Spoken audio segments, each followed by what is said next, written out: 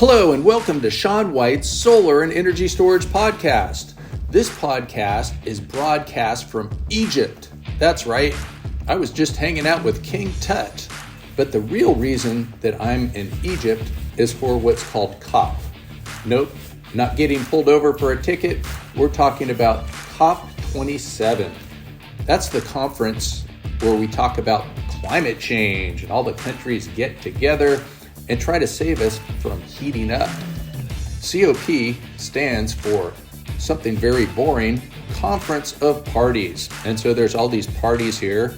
And no, it's not like those parties that you get at the SPI or RE Plus conference or the Intersolar conference, especially the one in Germany. They like to party there.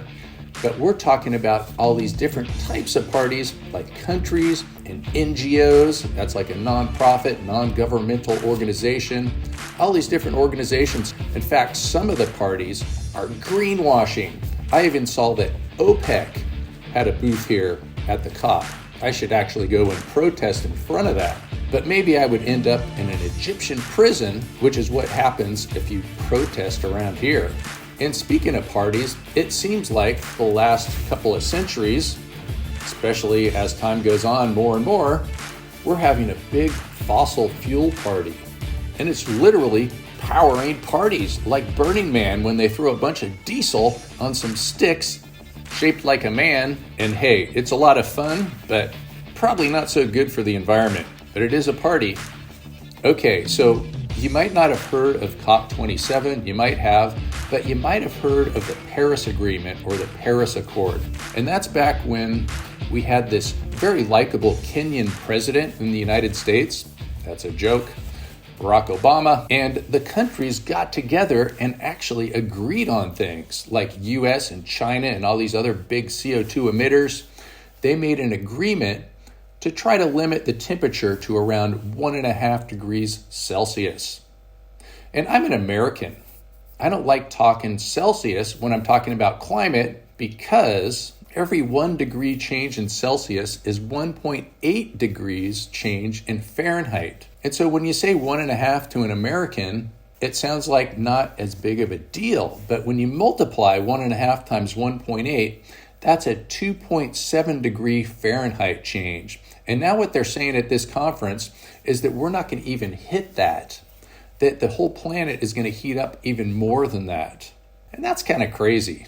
So if you're using Fahrenheit for the temperature of your house or the beach or the slopes, you should not be using degrees Celsius.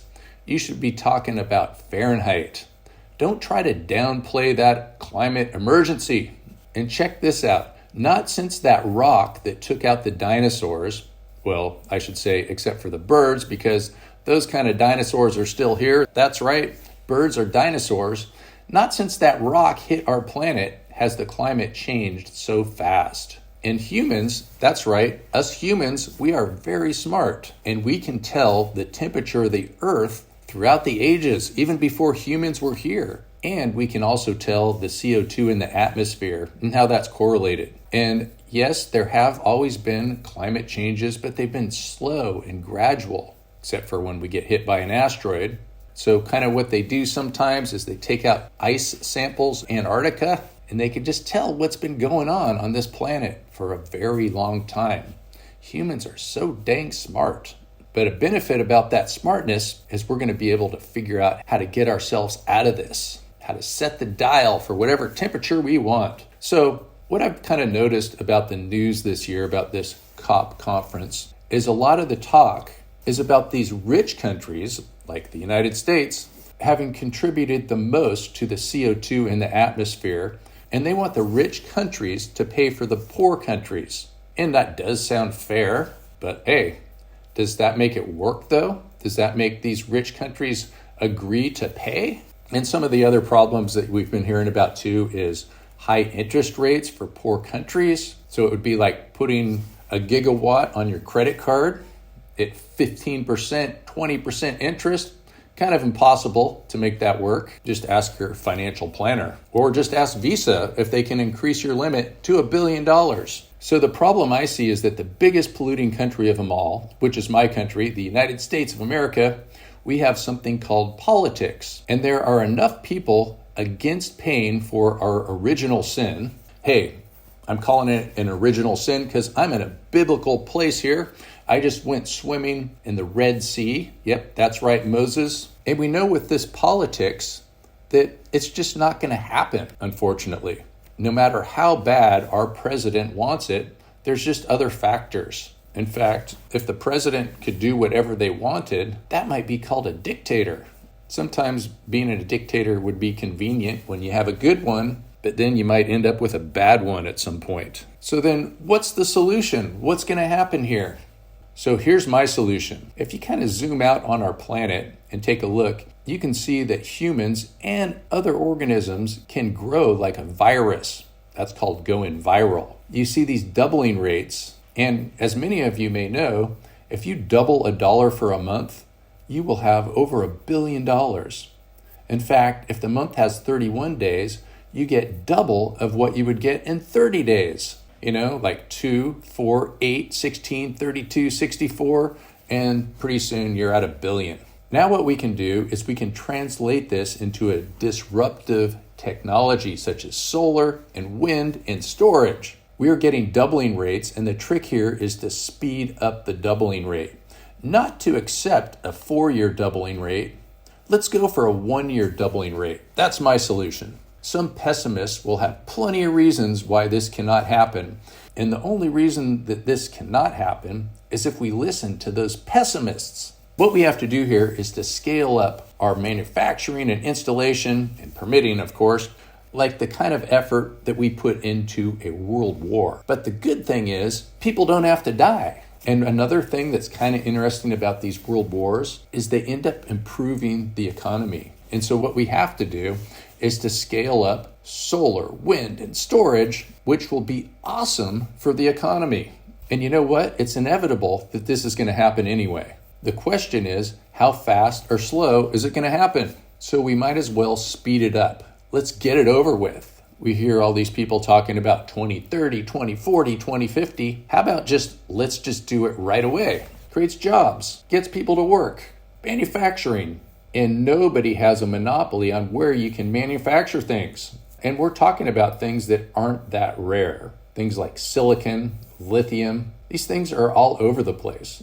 Silicon, the second most abundant element in the Earth's crust after oxygen, and then lithium, that's the third element right after the Big Bang. It's everywhere in the universe. So solar and wind are already the cheapest forms of energy in the world. Energy storage is getting less expensive, and in a few years, it will be economically stupid to buy a new car that's not an electric vehicle. And these EVs can be easily plugged in and wired for grid support, which will happen. It's my opinion that most of the energy storage on the grid someday is going to be coming from our cars. That's right, bi-directional energy storage. I have 85 kilowatt hours that's been sitting at my house for weeks, not doing anything. What a complete waste. That's my car. So the question is, are we going to sit around and whine about it, come up with excuses and cry, or let's just get it done? Because we are humans. We are the smartest thing in the universe. We can easily figure this out. If we put in an effort, we can pick a temperature and dial it in.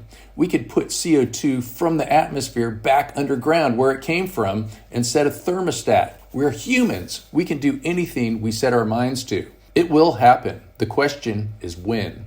Waiting is stupid. Getting it done now is smart and makes big money. If poor countries want a strategy, they can align themselves with the countries that help them set up solar, wind, and storage. If the U.S. wants to set up a base in some island, maybe, a renewable energy base, then it needs to come with solar and wind and storage. Perhaps if the island has a low credit rating, the U.S. or other country can bring their credit rating to the base, the solar energy base. There are other low CO2 solutions, but we can see right now that solar and wind are the least expensive. So it's a scaling solution. We need factories, good labor, robots making robots that make PV and wind and solar and storage. If we distract ourselves with excuses, neat ideas that do not come to fruition, and blame for what someone did 50 years ago, then we will keep walking in circles. The solution is here. The solution will bring us out of any recession.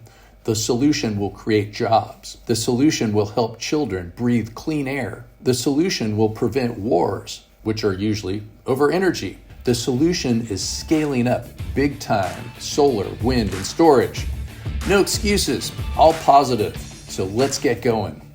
So thanks for listening to Shaun White's Solar and Energy Storage Podcast, coming at you from Egypt, COP27. To find out more about solar, storage, certifications, training, and everything else under the sun, that's our star, go to Solar, SEAN, that's solarshaun.com.